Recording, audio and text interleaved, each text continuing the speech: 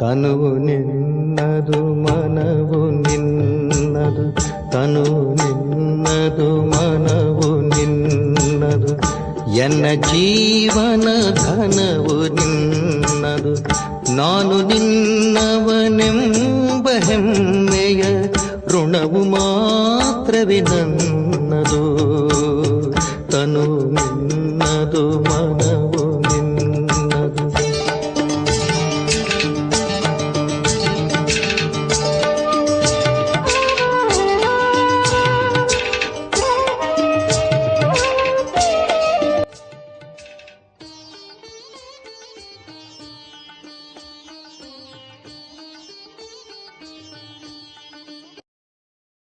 ಓಂ ಶಾಂತಿ. 15/2/25 ಈಶ್ವರ್ಯ ಅಮೂಲ್ಯ ಮಧುರ ಮಹಾವಾಕ್ಯಗಳು. ಮಧುರ ಮಕ್ಕಳೇ, ತಂದೆ ನಿಮಗೆ ದೈವಿ ಧರ್ಮ ಮತ್ತು ಶ್ರೇಷ್ಠ ಕರ್ಮ ಕಲಿಸ್ಕೊಡ್ತಾ ಇದ್ದಾರೆ. ಅದಕ್ಕೋಸ್ಕರ ನಿಮ್ಮಿಂದ ಯಾವುದೇ ಅಸುರಿ ಕರ್ಮ ಆಗಬಾರ್ದು. ಬುದ್ಧಿ ಬಹಳ ಶುದ್ಧವಾಗಿರಬೇಕು. ಪ್ರಶ್ನೆ: ದೇಹಾಭಿಮಾನದಲ್ಲಿ ಬರೋದರಿಂದ ಮೊದಲನೇ ಪಾಪ ಯಾವುದಾಗುತ್ತದೆ? ಉತ್ತರ ಆಗಿದೆ, ಒಂದು ವೇಳೆ ದೇಹಾಭಿಮಾನ ಇದೆ ಅಂದರೆ ತಂದೆಯ ನೆನಪಿನ ಬದಲಾಗಿ ದೇಹದಾರಿ ನೆನಪು ಬರುವುದು, ಕುದೃಷ್ಟಿ ಹೋಗ್ತಾ ಇರ್ತದೆ, ಅಶುದ್ಧ ವಿಚಾರಗಳು ಬರ್ತಾ ಇರ್ತವೆ. ಇದು ಬಹಳ ದೊಡ್ಡ ಪಾಪವಾಗಿದೆ. ತಿಳ್ಕೊಳ್ಬೇಕು, ಮಾಯೆ ದಾಳಿ ಮಾಡ್ತಾ ಇದೆ. ತಕ್ಷಣ ಎಚ್ಚರವಾಗಿ ಬಿಡಬೇಕು, ಜಾಗರೂಕರಾಗಬೇಕು. ಓಂ ಶಾಂತಿ. ಆತ್ಮಿಕ ತಂದೆ ಆತ್ಮಿಕ ಮಕ್ಕಳಿಗೆ ತಿಳಿಸ್ಕೊಡ್ತಾ ಇದ್ದಾರೆ. ಆತ್ಮಿಕ ತಂದೆ ಬಂದಿದ್ದಾರೆ. ಎಲ್ಲಿಂದ ಬಂದಿದ್ದಾರೆ? ಆತ್ಮಿಕ ಜಗತ್ತಿಂದ. ಅದಕ್ಕೆ ನಿರ್ವಾಣಧಾಮ ಅಥವಾ ಶಾಂತಿಧಾಮ ಎಂದು ಹೇಳ್ತಾರೆ. ಇಲ್ಲಿ ಆಗಿದೆ ಗೀತೆಯ ಮಾತು. ನಿಮಗೆ ಕೇಳ್ತಾರೆ, ಈ ಜ್ಞಾನ ಎಲ್ಲಿಂದ ಬಂತು ಹೇಳಿ. ಇದಂತೂ ಅದೇ ಗೀತಾ ಜ್ಞಾನ ಆಗಿದೆ. ಗೀತೆಯ ಪಾತ್ರ ನಡೀತಾ ಇದೆ, ಹಾಗೂ ತಂದೆ ಓದಿಸ್ತಾ ಇದ್ದಾರೆ. ಭಗವಾನ್ ವಾಚ ಆಗಿದೆ, ಹಾಗೂ ಭಗವಂತ ಅಂತೂ ಒಬ್ಬರೇ ಆಗಿದ್ದಾರೆ. ಶಾಂತಿಯ ಸಾಗರನು ಅವನು. ಇರೋದು ಸಹ ಶಾಂತಿಧಾಮದಲ್ಲಿ, ಎಲ್ಲಿ ನಾವೆಲ್ಲರೂ ಸಹ ಇರ್ತೇವೆ. ತಂದೆ ಹೇಳ್ತಾ ಇದ್ದಾರೆ, ಈಗ ಇದು ಪತೀತ ಜಗತ್ತು, ಪಾಪಾತ್ಮಗಳದು ತಮೋಪ್ರಧಾನ ಜಗತ್ತು. ನೀವೀಗ ತಿಳಿದಿದ್ದೀರಿ. ಅವಶ್ಯವಾಗಿ ನಾವಾತ್ಮಗಳು ಈ ಸಮಯದಲ್ಲಿ ತಮೋಪ್ರಧಾನ ಆಗಿದ್ದೇವೆ. 84ರ ಚಕ್ರವನ್ನು ಮುಗಿಸ್ತಾ ಸತೋಪ್ರಧಾನ ಇರೋರು ಈಗ ತಮೋಪ್ರಧಾನ ಅವಸ್ಥೆಯಲ್ಲಿ ಬಂದರೆ, ಈಗ ಹಳೆಯ ಅಥವಾ ಕಲಿಯುಗಿ ಜಗತ್ತಾಗಿದೆ. ಈ ಹೆಸರು ಈಗ ಈ ಸಮಯದ್ದೇ ಆಗಿದೆ. ಹಳೆಯ ಜಗತ್ತಿನ ನಂತರ ಮತ್ತೆ ಹೊಸ ಜಗತ್ತಾಗೋದು. ತಮೋಪ್ರಧಾನ ಕಲಿಯುಗ ಅನ್ನೋ ಪದ ಇದು ಈ ಸಮಯದ್ದು ಅಂತಾರೆ ಬಾಬಾ. ಭಾರತವಾಸಿಗಳೇ ಇದನ್ನು ತಿಳ್ಕೊಂಡರೆ. ಮಹಾಭಾರತ ಯುದ್ಧನೂ ಯಾವಾಗಾಗಿತ್ತು? ಯಾವಾಗ ಜಗತ್ತು ಬದಲಾವಣೆ ಆಗಬೇಕಾಗಿತ್ತು. ಆಗ ತಂದೆ ಬಂದು ರಾಜಯೋಗ ಕಲಿಸಿದ್ರು. ಕೇವಲ ಇದನ್ನು ಮರ್ತಿದ್ದಾರೆ. ಒಬ್ಬರದು ಒಂದಂತೂ ಕಲ್ಪದ ಆಯು ಮರ್ತಿದ್ದಾರೆ, ಹಾಗೂ ಗೀತೆಯ ಭಗವಂತನನ್ನು ಮರ್ತಿದ್ದಾರೆ. ಶ್ರೀಕೃಷ್ಣನನ್ನಂತೂ ಪರಂಪಿತ ಎಂದು ತಿಳ್ಕೊಂಡ್ಬಿಟ್ಟಿದ್ದಾರೆ. ಆತ್ಮ ಹೇಳ್ತಾ ಇದೆ, ಗಾಡ್ ಫಾದರ್ ಪರಂಪಿತ ನಿರಾಕಾರನಾಗಿದ್ದಾನೆ. ನಿರಾಕಾರಿ ತಂದೆ ಆತ್ಮಗಳಿಗೆ ಹೇಳ್ತಾರೆ, ನನ್ನನ್ನು ನೆನಪು ಮಾಡಿ, ನಾನೇ ಪತೀತ ಪಾವನನು, ನನ್ನ ಕರೆಯೋದೇ ಹೇ ಪತೀತ ಪಾವನ. ಕೃಷ್ಣ ಶ್ರೀಕೃಷ್ಣ ಅಂತೂ ದೇಹಧಾರಿ ಆಗಿದ್ದಾರೆ. ನನಗೆ ಯಾವುದೇ ಶರೀರ ಇಲ್ಲ, ನಾನು ನಿರಾಕಾರಿ. ಮನುಷ್ಯರ ತಂದೆ ಯಾರೂ ಇಲ್ಲ, ಆತ್ಮಗಳ ತಂದೆಯಾಗಿದ್ದೇನೆ. ಇಲ್ಲಿ ಪಕ್ಕಾ ಮಾಡ್ಕೊಂಡು ಬಿಡಬೇಕು. ಬಾರಿ ಬಾರಿ ನಾವು ಆತ್ಮಗಳು ಈ ತಂದೆಯಿಂದ ಆಸ್ತಿ ತೆಗೆದುಕೊಳ್ತೇವೆ. ಈಗ 84 ಜನ್ಮಗಳು ಪೂರ್ಣ ಆಗಿದೆ. ತಂದೆ ಬಂದಿದ್ದಾರೆ. ಬಾಬನೇ ಹೇಳ್ತಾ ಇರಬೇಕು. ಬಾಬಾ ಅಂತೂ ಬಹಳ ನೆನಪು ಬರ್ತಾರಲ್ವ. ಪೂರ್ಣ ಕಲ್ಪ ಶರೀರ ತಂದೆಯನ್ನು ನೆನಪು ಮಾಡಿರಿ. ಈಗ ತಂದೆ ಬಂದರೆ, ಹಾಗೂ ಮನುಷ್ಯ ಸೃಷ್ಟಿಯಿಂದ ಸರ್ವಾತ್ಮರನ್ನ ವಾಪಸ್ ಮನೆಗೆ ಕರ್ಕೊಂಡು ಹೋಗ್ತಾರೆ. ಏಕೆಂದರೆ ರಾವಣ ರಾಜ್ಯದಲ್ಲಿ ಮನುಷ್ಯರದು ದುರ್ಗತಿಯಾಗಿದೆ. ಅದಕ್ಕೀಗ ತಂದೆಯನ್ನು ನೆನಪು ಮಾಡಬೇಕು. ಇಲ್ಲಿ ಮನುಷ್ಯರು ಯಾರೂ ಇದನ್ನು ಅರ್ಥ ಮಾಡಿಕೊಂಡಿಲ್ಲ. ಈಗ ರಾವಣ ರಾಜ್ಯ ಆಗಿದೆ. ರಾವಣ ಅರ್ಥವನ್ನೇ ತಿಳ್ಕೊಂಡಿಲ್ಲ. ಇಷ್ಟೇ ಒಂದೇ ಒಂದು ಪದ್ಧತಿ ಇದು ಆಗಿಬಿಟ್ಟಿದೆ ದಸರಾ ಆಚರಿಸೋದು. ನೀವು ಯಾವುದೇ ಅರ್ಥವನ್ನು ಮೊದಲು ತಿಳಿದಿದ್ರೇನು, ಈಗ ನಿಮಗೆ ಅರ್ಥವಾಗಿದೆ. ಅನ್ಯರಿಗೂ ಇದು ಅರ್ಥ ಮಾಡಿಸೋದಕ್ಕೋಸ್ಕರ ಒಂದು ವೇಳೆ ಬೇರೆಯವರಿಗೂ ಅರ್ಥ ಮಾಡಿಸ್ಲಿಕ್ಕಾಗೋದಿಲ್ಲ ಅಂದರೆ ಸ್ವಯಂ ಕೂಡ ಅರ್ಥ ಮಾಡಿಕೊಂಡಿಲ್ಲ ಅಂತ ಗೊತ್ತಾಗ್ತದೆ. ತಂದೆಯಲ್ಲಿ ಸೃಷ್ಟಿಚಕ್ರದ ಜ್ಞಾನ ಇದೆ, ನಾವು ಅವನ ಮಕ್ಕಳಾಗಿವೆ. ಅಂದರೆ ಮಕ್ಕಳಲ್ಲೂ ಕೂಡ ಈ ಜ್ಞಾನ ಇರಬೇಕಾಗಿದೆ. ನಿಮ್ಮದಿದು ಗೀತಾ ಪಾಠಶಾಲೆ. ಉದ್ದೇಶವೇನಾಗಿದೆ? ಲಕ್ಷ್ಮೀನಾರಾಯಣ ಆಗುವುದು. ಇದು ರಾಜಯೋಗ ಆಗಿದೆ ಅಲ್ವಾ? ನರನಿಂದ ನಾರಾಯಣ, ನಾರಿಯಿಂದ ಲಕ್ಷ್ಮಿ ಆಗುವ ಇದು ಜ್ಞಾನವಾಗಿದೆ. ಆ ಜನಗಳು ಕತೆಗಳನ್ನು ಕುತ್ಕೊಂಡು ಹೇಳ್ತಾರೆ. ಇಲ್ಲಿ ನಾವು ಶಿಕ್ಷಣಾಭ್ಯಾಸ ಮಾಡ್ತಿದ್ದೇವೆ, ನಮಗೆ ತಂದೆ ರಾಜಯೋಗ ಕಲಿಸ್ತಿದ್ದಾರೆ, ನಾವಿಲ್ಲಿ ಕಲಿತಾ ಇದ್ದೇವೆ ಕಲ್ಪದ ಸಂಗಮ ಯುಗದಲ್ಲಿ. ತಂದೆ ಹೇಳ್ತಾರೆ, ನಾನು ಹಳೆಯ ಜಗತ್ತನ್ನು ಬದಲಾಯಿಸಿ ಹೊಸ ಜಗತ್ತನ್ನು ಮಾಡಲಿಕ್ಕೆ ಬಂದಿದ್ದೇನೆ. ಹೊಸ ಜಗತ್ತಲ್ಲಿ ಇವರ ಅಂದರೆ ಲಕ್ಷ್ಮೀನಾರಾಯಣರ ರಾಜ್ಯ ಇತ್ತು, ಹಳೆಯ ಜಗತ್ತಲ್ಲಿ ಇಲ್ಲ, ಮತ್ತೆ ಅವಶ್ಯ ಆಗಬೇಕಾಗಿದೆ. ಇದು ಸೃಷ್ಟಿಚಕ್ರ ಅರ್ಥ ಮಾಡ್ಕೊಂಡಿರಿ. ಮುಖ್ಯ ಧರ್ಮ 4. ಈಗ ದೈವಿ ಧರ್ಮ ಇಲ್ಲ, ದೈವಿ ಧರ್ಮ ಭ್ರಷ್ಟ ಹಾಗೂ ದೈವಿ ಕರ್ಮ ಭ್ರಷ್ಟ ಆಗರೆ. ಈಗ ಮತ್ತೆ ನೀವು ದೈವಿ ಧರ್ಮ ಶ್ರೇಷ್ಠ, ಕರ್ಮ ಶ್ರೇಷ್ಠ ನಿಮ್ಮನ್ನು ಇಲ್ಲಿ ನಾನು ಕಲಿಸ್ತಾ ಇದ್ದೇನೆ ಅಂತಾರೆ ಬಾಬಾ. ಅದಕ್ಕೆ ನಿಮ್ಮ ಮೇಲೆ ನೀವು ದಯೆ ತೋರ್ಕೊಳ್ಬೇಕು. ನಮ್ಮಿಂದ ಯಾವುದೇ ಅಸುರಿ ಕರ್ಮ ಅಂತೂ ಆಗ್ತಾ ಇಲ್ವಾ? ಮಾಯ ಕಾರಣ ಯಾವುದೇ ಅಶುದ್ಧ ವಿಚಾರಗಳು ಬುದ್ಧಿಯಲ್ಲಿ ಬರ್ತಾ ಇಲ್ವಾ? ಕೂದೃಷ್ಟಿ ಎಲ್ಲಾದರೂ ಹೋಗ್ತಾ ಇದೆನಾ ನೋಡಿ. ಕೂದೃಷ್ಟಿ ಹೋಗ್ತದೆ ಅಥವಾ ಅಶುದ್ಧ ವಿಚಾರಗಳು ಬರ್ತದೆ ಅಂದರೆ ಅದನ್ನು ತಕ್ಷಣ ಎಚ್ಚರಿಕೆ ಇಟ್ಕೊಳ್ಬೇಕಾಗಿದೆ. ಯಾರಾದರೂ ಕೂದೃಷ್ಟಿ ಇದೆ ಅಂದರೆ ಅವರಿಂದ ನೀವು ಭಾಳ ಎಚ್ಚರವಾಗಿರಬೇಕು. ಅವರನ್ನು ಭೇಟಿ ಮಾಡಬಾರ್ದು, ಎದುರಲ್ಲಿರಬಾರ್ದು. ಅವರಿಗೂ ಸಾವಧಾನ ಎಚ್ಚರಿಕೆ ಕೊಡಬೇಕು. ನಿಮ್ಮಲ್ಲಿ ಮಾಯೆಯ ಪ್ರವೇಶತೆ ಕಾರಣ ಅಶುದ್ಧ ವಿಚಾರಗಳು ಬರ್ತವೆ. ಯೋಗದಲ್ಲಿ ಕುಳಿತು ತಂದೆಯ ನೆನಪಿನ ಬದಲಾಗಿ ಯಾವುದೇ ದೇಹದ ಕಡೆ ವಿಚಾರ ಹೋಗ್ತದೆ ಅಂದರೆ ತಿಳ್ಕೊಳ್ಬೇಕಿದು ಮಾಯೆಯ ದಾಳಿ ಆಗ್ತಾ ಇದೆ. ನಾನು ಪಾಪ ಮಾಡ್ತಾ ಇದ್ದೇನೆ. ಇದರಲ್ಲಿ ಬುದ್ಧಿ ಭಾಳ ಶುದ್ಧ ಇರಬೇಕು. ತಮಾಷೆ ಹಾಸ್ಯದಿಂದಲೂ ಭಾಳ ಹಾನಿಯಾಗ್ತದೆ. ಅದಕ್ಕೆ ನಿಮ್ಮ ಮುಖದಿಂದ ಸದಾ ಶುದ್ಧ ವಚನಗಳೇ ಬರಬೇಕು, ವಚನಗಳು ಅಲ್ಲ. ಹಾಸ್ಯ, ತಮಾಷೆ ಇತ್ಯಾದಿ ಇರಬಾರ್ದು. ಈ ಥರ ಎಲ್ಲ ನಾವಂತೂ ತಮಾಷೆನೇ ಹಾಸ್ಯನೇ ಮಾಡೋದು, ಇದು ಭಾಳ ಹಾನಿಕಾರಕವಾಗುವುದು. ಹಾಸ್ಯನೂ ಈ ಥರ ಇರಬಾರ್ದು. ಅದರಲ್ಲಿ ವಿಕಾರದ ಒಂದು ಗಾಳಿ ಇರುವಂಥದ್ದು. ಬಹಳ ಎಚ್ಚರವಾಗಿರಬೇಕು, ಪ್ರಜ್ಞಾವಂತರಿರಬೇಕು. ನಿಮಗೀಗ ಗೊತ್ತಾಗಿದೆ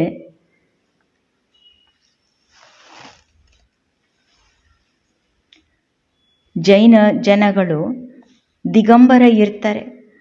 ಬಾಬಾ ಹೇಳ್ತಾರೆ ಅವರ ವಿಚಾರಗಳು ವಿಕಾರಗಳ ಕಡೆ ಹೋಗಲ್ಲ. ಅವರು ಇರೋದು ಎಲ್ಲರಿಂದ ಭಿನ್ನ, ದೂರ ಇರ್ತಾರೆ. ದಿಗಂಬರ ಜೈನ ಸನ್ಯಾಸಿ. ಅದಕ್ಕೆ ಬಾಬಾ ಹೇಳ್ತಾ ಇದ್ದಾರೆ, ನಿಮ್ಗೆ ಗೊತ್ತಿದೆ ಬೆತ್ತಲೆ ಜನ ಇರ್ತಾರೆ, ಅವರ ವಿಚಾರಗಳು ಸಂಕಲ್ಪಗಳು ವಿಕಾರಗಳ ಕಡೆ ಹೋಗಲ್ಲ. ಇರೋದೇ ಅವರು ಎಲ್ಲರಿಂದ ಬೇರೆ. ಕರ್ಮೇಂದ್ರಿಯಗಳು ಚಂಚಲ ಆಗದೆ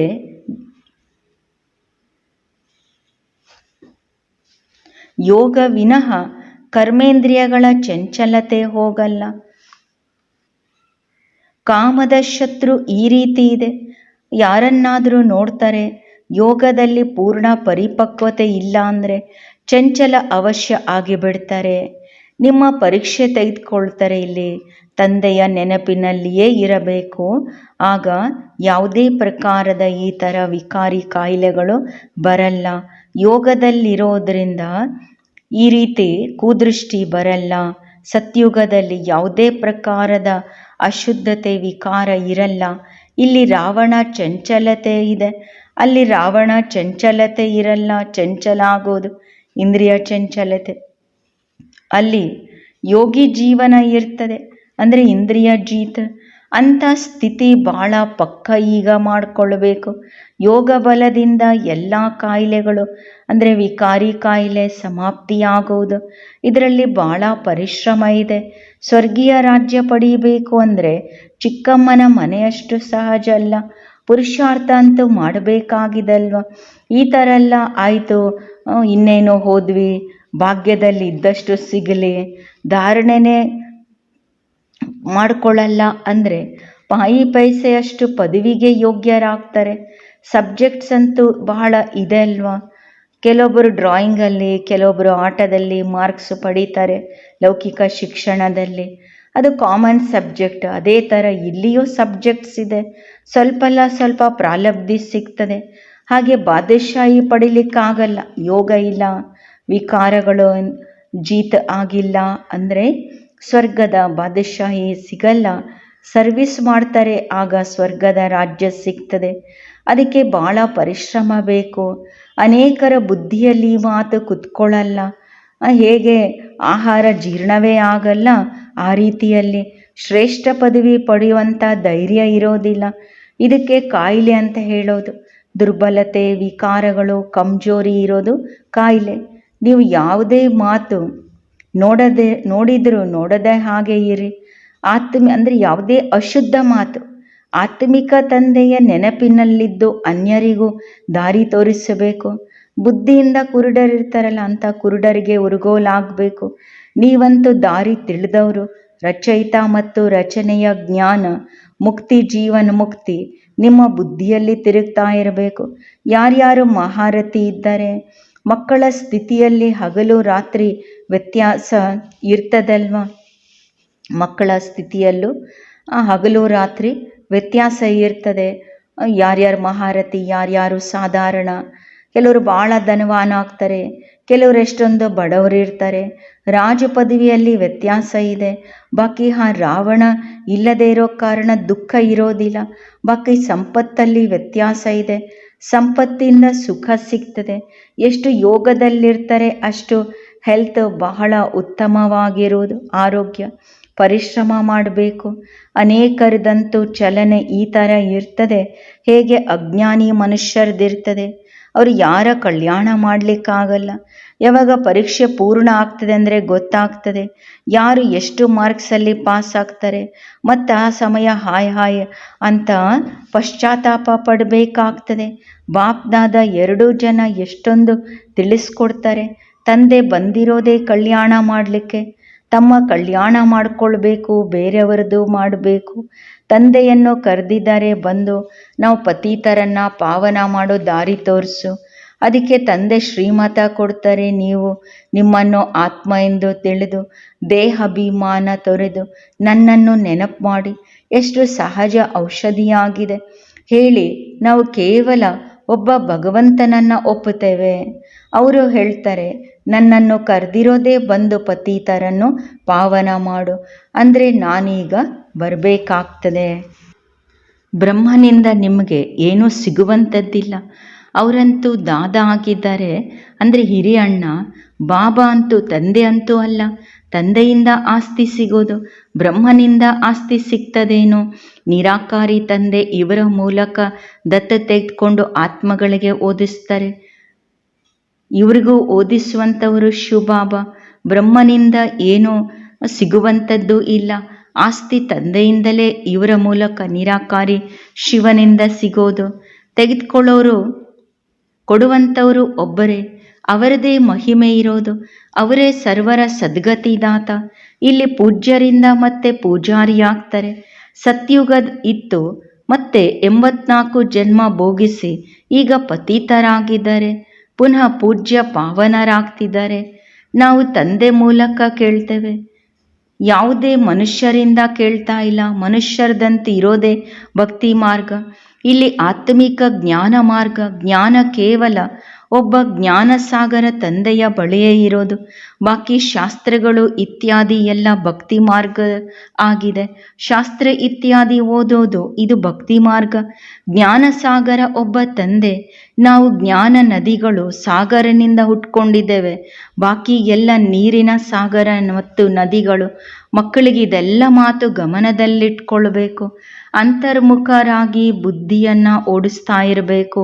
ಜ್ಞಾನದ ಚಿಂತನೆ ಮಾಡಬೇಕು. ತಮ್ಮನ್ನು ತಾವು ಸುಧಾರಿಸ್ಕೊಳ್ಳೋದಕ್ಕೆ ಅಂತರ್ಮುಖಿಯಾಗಿ ತಮ್ಮ ಚೆಕಿಂಗ್ ಮಾಡಿಕೊಳ್ಳಿ. ಒಂದು ವೇಳೆ ಮುಖದಿಂದ ಯಾವುದೇ ಕುವಚನ ಬಂತು, ಕುದೃಷ್ಟಿ ಹೋಯಿತು ಅಂದರೆ ತಮ್ಮನ್ನು ನೀವು ಎಚ್ಚರಿಸ್ಕೊಳ್ಬೇಕು. ನಮ್ಮ ಮುಖದಿಂದ ಕುವಚನ ಏಕೆ ಬಂತು, ನಮ್ಮ ಕುದೃಷ್ಟಿ ಏಕೆ ಹೋಯಿತು, ಎಚ್ಚರಿಸ್ಕೊಳ್ಳಿ. ನಿಮಗೆ ನೀವು ಕಪಾಳಕ್ಕೆ ಹೊಡ್ಕೋಬೇಕು. ಬಾಬಾ ಹೇಳ್ತಾರೆ, ಬಾರಿ ಬಾರಿ ಎಚ್ಚರ ಮಾಡಿಕೊಳ್ಬೇಕು, ಜಾಗರೂಕರಾಗಬೇಕು. ಆಗ ಶ್ರೇಷ್ಠ ಪದವಿ ಪಡಿಲಿಕ್ಕಾಗ್ತದೆ. ಮುಖದಿಂದ ಕಟುವಚನ ಬರಬಾರ್ದು. ತಂದೆಗಂತೂ ಎಲ್ಲ ಪ್ರಕಾರ ಶಿಕ್ಷಣ ಕೊಡಬೇಕಾಗ್ತದೆ. ಕೆಲವೊಬ್ಬರಿಗೆ ನಾವು ಹುಚ್ಚರು, ಪಾಗಲ್ ಅಂತ ಹೇಳೋದು ಕುವಚನ ಆಗಿದೆ. ಮನುಷ್ಯರಂತೂ ಯಾರಿಗೋಸ್ಕರ ಆದರೂ ಏನು ತೋಚುತ್ತದೆ ಅದು ಹೇಳಿಬಿಡ್ತಾರೆ. ತಿಳ್ಕೊಳ್ಳೋದಂತೂ ಏನೂ ತಿಳ್ಕೊಂಡಿಲ್ಲ. ನಾವು ಯಾರ ಮಹಿಮೆ ಮಾಡ್ತಿದ್ದೇವೆ? ಮಹಿಮೆಯಂತೂ ಮಾಡಬೇಕಾಗಿರೋದು ಒಬ್ಬನದೇ, ಪತೀತ ಪಾವನ ತಂದೆ. ಬೇರೆ ಯಾರ್ದೂ ಇಲ್ಲ. ಬ್ರಹ್ಮ ವಿಷ್ಣು ಶಂಕರರು ಪತೀತ ಪಾವನ ಅಂತವ್ರಿಗೆ ಕರೆಯಲ್ಲ. ಇದು ಯಾರಿಗೂ ಇಲ್ಲಿ ಅಂತೂ ಯಾರನ್ನೋ ಪಾವನ ಮಾಡೋದಿಲ್ಲ. ಇವರು ತ್ರಿಮೂರ್ತಿ. ಪತ್ರಿದರಿಂದ ಪಾವನ ಮಾಡೋರೊಬ್ಬ ತಂದೆ. ಪಾವನ ಸೃಷ್ಟಿ ಇರೋದೇ ಹೊಸ ಜಗತ್ತು. ಅದನ್ನು ಈಗ ಇಲ್ಲ. ಪವಿತ್ರತೆ ಇರೋದೇ ಸ್ವರ್ಗದಲ್ಲಿ. ಪವಿತ್ರತೆಯ ಸಾಗರನು ಇಲ್ಲಿದ್ದಾರೆ. ಇಲ್ಲಿ ಇರೋದೇ ರಾವಣ ರಾಜ್ಯ. ಮಕ್ಕಳಿಗಂತೂ ಈಗ ಆತ್ಮಾಭಿಮಾನಿ ಆಗುವ ಬಹಳ ಪರಿಶ್ರಮ ಮಾಡಬೇಕು. ಮುಖದಿಂದ ಯಾವುದೇ ಕಲ್ಲು ಕುವಚನ ಬರಬಾರ್ದು. ಬಹಳ ಪ್ರೀತಿಯಿಂದ ನಡಿಬೇಕು. ಕುದೃಷ್ಟಿ ಬಹಳ ಹಾನಿ ಮಾಡಿಬಿಡ್ತದೆ. ಬಹಳ ಪರಿಶ್ರಮ ಬೇಕು. ಆತ್ಮಾಭಿಮಾನಿ ಆಗಬೇಕು. ಅವಿನಾಶಿ ಅಭಿಮಾನ ಇದು. ದೇಹ ವಿನಾಶಿ. ಆತ್ಮವನ್ನು ಯಾರೂ ತಿಳ್ಕೊಂಡಿಲ್ಲ. ಆತ್ಮದ ತಂದೆ ಅವಶ್ಯ ಒಬ್ಬರು ಇರಬೇಕಲ್ವ. ಅದಕ್ಕೆ ನಾವೆಲ್ಲ ಆತ್ಮ ಸೋದರ ಎಂದು ಹೇಳ್ತಾರೆ. ಮತ್ತು ಅದರಲ್ಲಿ ಪರಮಾತ್ಮ ತಂದೆ ವಿರಾಜಮಾನ ಆತ್ಮದಲ್ಲಿ ಹೇಗಾಗಲಿಕ್ಕೆ ಸಾಧ್ಯ? ಎಲ್ಲರೂ ತಂದೆ ಹೇಗಾಗಲಿಕ್ಕೆ ಸಾಧ್ಯ? ಇಷ್ಟು ಮನುಷ್ಯರಲ್ಲಿ ಬುದ್ಧಿ ಇಲ್ಲ. ಸರ್ವರ ತಂದೆ ಒಬ್ಬರೇ. ಅವರಿಂದ ಆಸ್ತಿ ಸಿಗೋದು. ಅವರ ನಾಮನೇ ಶಿವ. ಶಿವರಾತ್ರಿ ಆಚರಿಸ್ತಾರೆ. ರುದ್ರರಾತ್ರಿ, ಕೃಷ್ಣರಾತ್ರಿ ಎಂದು ಹೇಳಲ್ಲ. ಮನುಷ್ಯರೇನನ್ನೂ ತಿಳ್ಕೊಳ್ಳಲ್ಲ. ಹೇಳ್ತಾರೆ ಇದೆಲ್ಲ ಅವರ ರೂಪ ಆಗಿದೆ, ಅವರ ಲೀಲೆ ಆಗಿದೆ. ನೀವೀಗ ತಿಳ್ಕೊಂಡಿರಿ ಬೇಹದ್ದಿನ ತಂದೆಯಿಂದಂತೂ ಬೇಹದ್ದಿನ ಆಸ್ತಿ ಸಿಗ್ತದಂದರೆ ಆ ತಂದೆಯ ಶ್ರೀಮತ್ ಅನುಸಾರ ನಡಿಬೇಕು. ತಂದೆ ಹೇಳ್ತಾರೆ ನನ್ನ ನೆನಪು ಮಾಡಿ. ಲೇಬರ್ಸಿಗಂತೂ ಶಿಕ್ಷಣ ಕೊಡಬೇಕು. ಎಲ್ಲಾದರೂ ಆಶ್ರಮದಲ್ಲಿ ಮನೆಯಲ್ಲಿ ಕೆಲಸ ಮಾಡೋ ಲೇಬರ್ಸ್ ಇದ್ದರೆ ಅವರಿಗೂ ಸಹ ಜ್ಞಾನ ಕೊಡಿ. ಅವ್ರಿಗದು ಕಲ್ಯಾಣ ಆಗಬೇಕು. ಆದರೆ ಸ್ವಯಮೇ ನೆನಪು ಮಾಡೋಲಿಕ್ಕೆ ಆಗೋದಿಲ್ಲ ಅಂದರೆ ಅನ್ಯರಿಗೆ ಏನು ನೆನಪು ಮಾಡಿಸ್ಕೊಡ್ತೀರಿ? ರಾವಣ ಎಷ್ಟೊಂದು ಪತೀತ ಮಾಡಿಬಿಡ್ತಾನೆ. ನಂತರ ತಂದೆ ಬಂದು ಪರಿಸ್ಥಾನಿ ಸ್ವರ್ಗದ ವಾಸಿಯನ್ನಾಗಿ ಲಾಯಕ್ ಮಾಡ್ತಾರೆ. ಎಷ್ಟು ಆಶ್ಚರ್ಯ ಅಲ್ವಾ? ಯಾರದೇ ಬುದ್ಧಿಯಲ್ಲಿ ಈ ಮಾತುಗಳು ಜ್ಞಾನದ್ದು ಇಲ್ಲ. ಲಕ್ಷ್ಮೀನಾರಾಯಣ ಎಷ್ಟು ಶ್ರೇಷ್ಠ ಪರಿಸ್ಥಾನಿ ಸ್ವರ್ಗದಿಂದ ಮತ್ತೆಷ್ಟು ಪತೀತರಾಗ್ಬಿಡ್ತಾರೆ. ಅದಕ್ಕೆ ಬ್ರಹ್ಮನ ಹಗಲು ಬ್ರಹ್ಮನ ರಾತ್ರಿ ಅಂತ ಗಾಯನ ಇದೆ. ಶಿವನ ಮಂದಿರದಲ್ಲಿ ನೀವು ಬಹಳ ಸರ್ವಿಸ್ ಮಾಡ್ಬೋದು. ತಂದೆ ಹೇಳ್ತಾರೆ ನೀವು ನನ್ನ ನೆನಪು ಮಾಡಿ. ದೂರ ದೂರ ಭಕ್ತಿಯಲ್ಲಿ ಅಲೆದಾಡೋದು ಬಿಟ್ಟು ಬಿಡಿ. ಈ ಜ್ಞಾನ ಇರೋದೇ ಶಾಂತಿಯದು. ತಂದೆಯ ನೆನಪಿನಿಂದ ಸತೋಪ್ರಧಾನ ಆಗ್ತೀರಿ. ಅಷ್ಟೇ. ಈ ಮಂತ್ರ ಕೊಡ್ತಾ ಹೋಗಿ. ಯಾರಿಂದನೂ ಹಣ ಪಡಿಬಾರ್ದು. ಎಲ್ಲಿ ತನಕ ಪಕ್ಕ ಆಗೋದಿಲ್ಲ ಹೇಳಿ ಪ್ರತಿಜ್ಞೆ ಮಾಡಿ ನಾವು ಪವಿತ್ರರಾಗ್ತೇವೆ. ಆಗ ನಾವು ನಿಮ್ಮ ಕೈಯಿದು ಸ್ವೀಕಾರ ಮಾಡಲಿಕ್ಕಾಗ್ತದೆ. ಏನಾದರೂ ತೆಗೆದುಕೊಂಡು ಹೋಗಬಹುದು. ಅದಕ್ಕೆ ಯಾರು ಪತೀತರಿರ್ತಾರೆ ಅವ್ರ ಕೈಯಲ್ಲಿ ತಿನ್ನಬೇಡಿ. ಬೇರೆ ಏನಾದರೂ ಹಣ್ಣು ತಗೊಂಡು ಹೋಗ್ರಿ ಅಂಥೇಳಿ ಬಾಬಾ ಸಮರ್ಪಿತ ಇರೋರಿಗೆ ಅಥವಾ ಮಕ್ಕಳು ಧಾರಣೆ ಮಾಡಬೇಕಾದವ್ರು ಗೃಹಸ್ಥದಲ್ಲಿದ್ದರು ಆ ಥರ ಯುಕ್ತಿಯಲ್ಲಿ ಹೋಗ್ರಿ. ವಿಕಾರಿಗಳ ಕೈಯಲ್ಲಿ ತಿನ್ನಬೇಡಿ.